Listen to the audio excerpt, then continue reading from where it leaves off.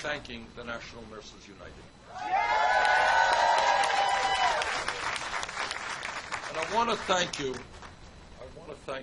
not only for the work you do every day, saving lives and keeping Americans healthy, but because you are doing something above and beyond that. You know that in order for you to do your jobs in the way you were trained and want to do your jobs, we need radical transformation of the American healthcare system.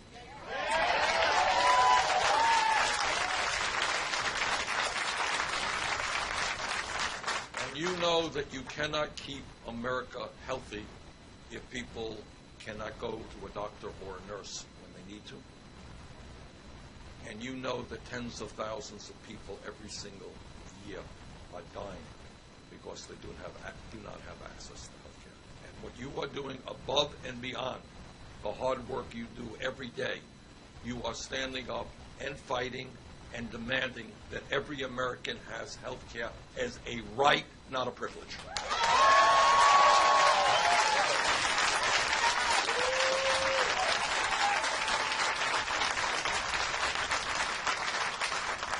I'm going to say a few words in a moment, but I wanted to introduce some people who, on a daily basis, are working amidst the healthcare crisis in this country, and I want them to reflect on what they see and where they want this country and the state to go. And let me begin by thanking Dr. Bill Honigman, who is an emergency room physician who is working in the midst of the health crisis every day. Bill, come on up and say a few words.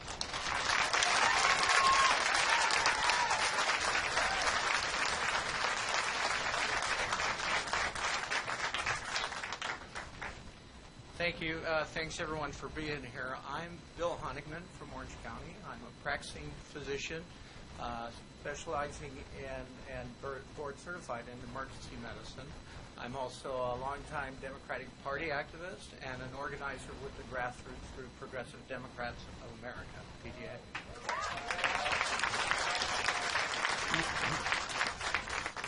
Among the critical issues facing America, access to quality health care remains a top priority for everyone in this country. Preventable deaths and such indicators as infant and maternal mortality rates have only been partially mitigated since the Affordable Care Act. More than 1 million U.S. households, even now, are expected to declare bankruptcy annually due to personal health care costs, and studies predict about 75% of those households will have had health insurance at a time it failed them at a time when they needed it.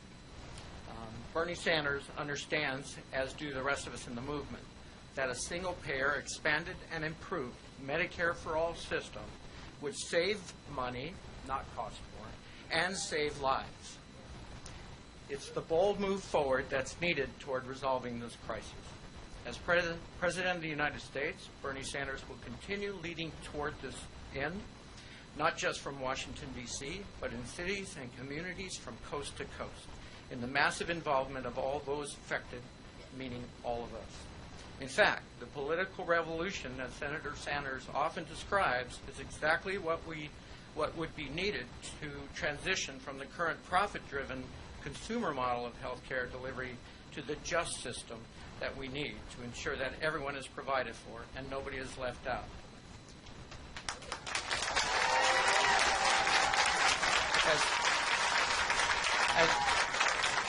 And then, as a practicing emergency room physician, I just want to say I see those affected by the crisis every day. I see people who fall through the cracks, who can't get to see a doctor, who refuse care, can't see a dentist, and end up settling for the most expensive, most inefficient, and desperate measures that can be offered in the emergency room.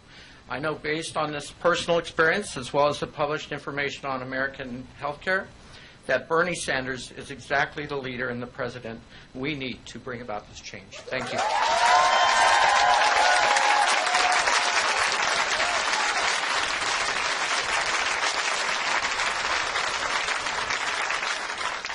Now gives me a great deal of pleasure to introduce Deborah Berger, who is the co-president of National Nurses United. Deborah?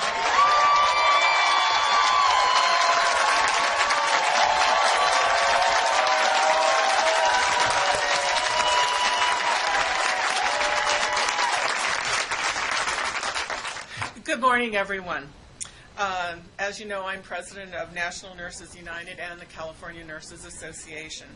And it's always a good thing when National Nurses United and Bernie Sanders share a platform, because it reminds us of how much we share in common. Over many years, we have organized together for a people's agenda based on our shared values of caring, compassion, and community. For nurses, that means standing up with your patients to demand guaranteed health care for all. And Bernie Sanders stands for that same principle. Health care is a human right.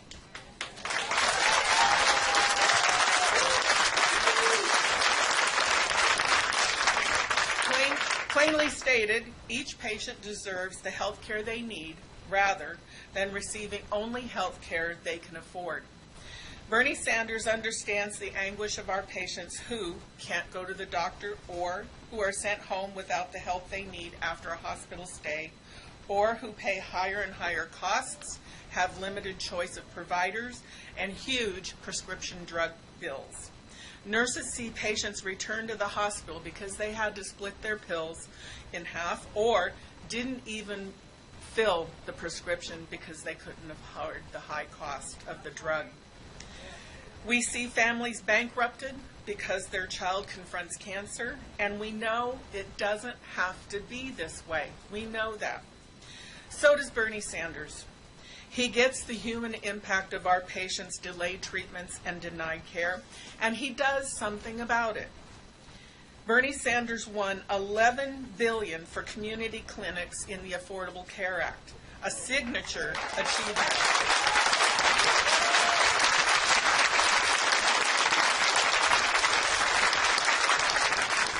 This significantly expanded access to care for poor and working class families.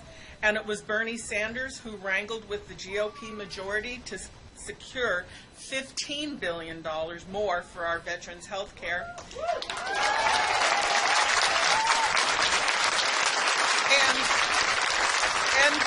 And during the health care fight, he also was leading in the Senate to make sure that there was guaranteed health care through a single-payer, improved Medicare for all system, and he won't give up on that fight.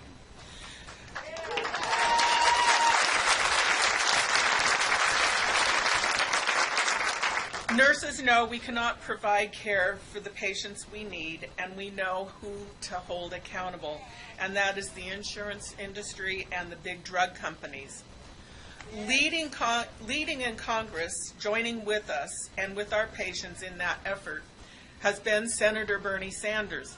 Bernie Sanders stands with us on safe staffing in our hospitals, advocating for the number of patients assigned to each nurse, and for utilizing the clinical judgment of nurses and doctors to make healthcare decisions rather than the bean counters in the healthcare industry. Bernie's plan to expand and improve Medicare for all would enable nurses to provide the care for our patients in need, as it saves money by eliminating waste and redirecting spending and profits back to patient care where it should have been all along.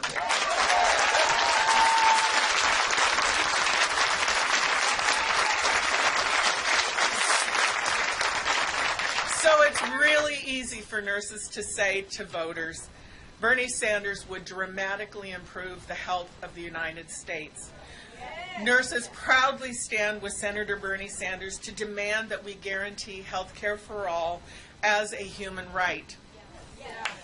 So sisters and brothers, members of the media, it is my honor to be here today to work with Senator Sanders to take back our country and make sure that we do guarantee health care as a human right. And I just want to say thank you to Senator Sanders, who is the next President of the United States.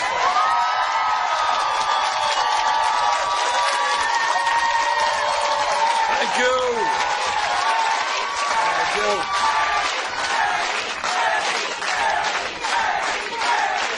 Okay, now let's hear from our third speaker, Dr. Hank Abrams, who is the board president of Physicians for National Health Care Program. Thank you.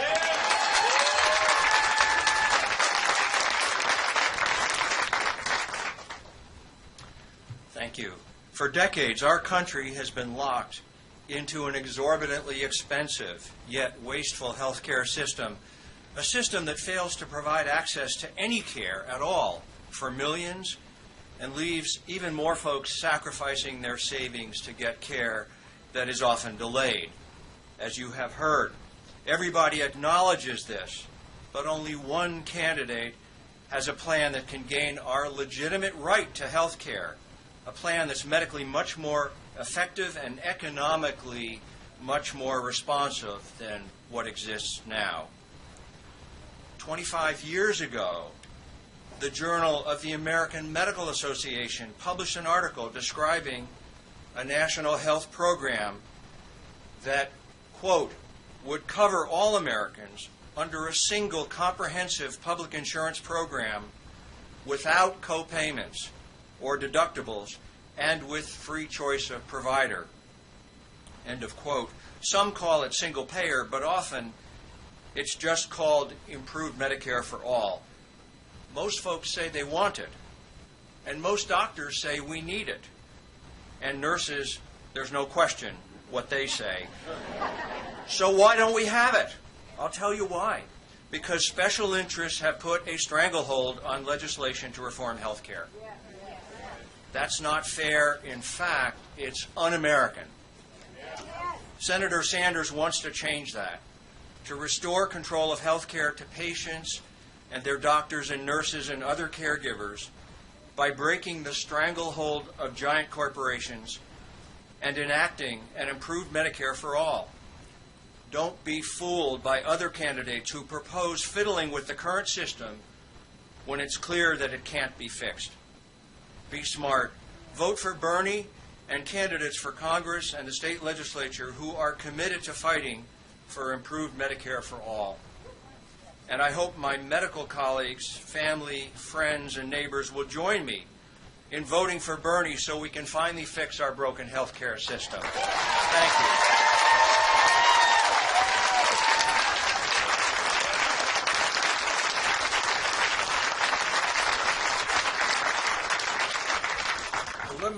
Let me thank Bill and Deborah and Hank, not only for the work they do every day to keep us healthy, but for their understanding that if they and all of you are going to do your jobs well, we need to guarantee health care to all people as a right.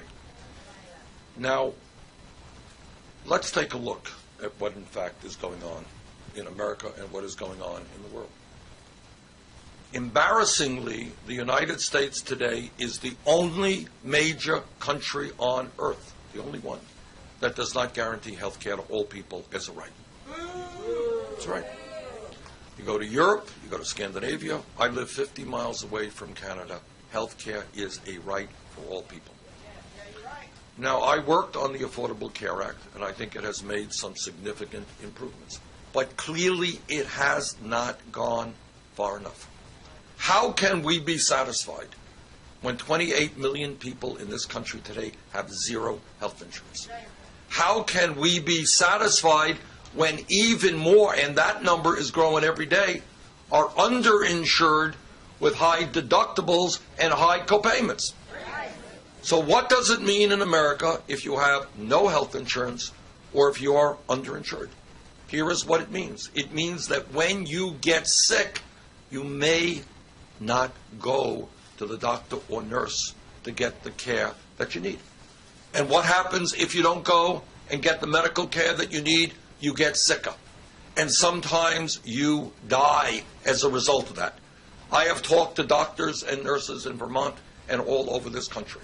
And what they tell me is people walk into their offices much sicker than they should be if they went for medical care when they needed it. So our job is to say that if you're sick, go to the doctor, go to the nurse, get the medical care you need when you need it. Don't wait a year. And sometimes when you walk in, the doctor or nurse will say, it's too late. It's too late. Your situation is terminal.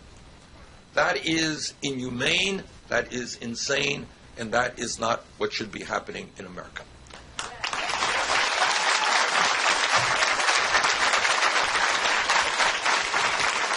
And by the way, the result of that is that some 40,000 people a year die unnecessarily because they're getting the medical care too late because they're underinsured or they have no health insurance.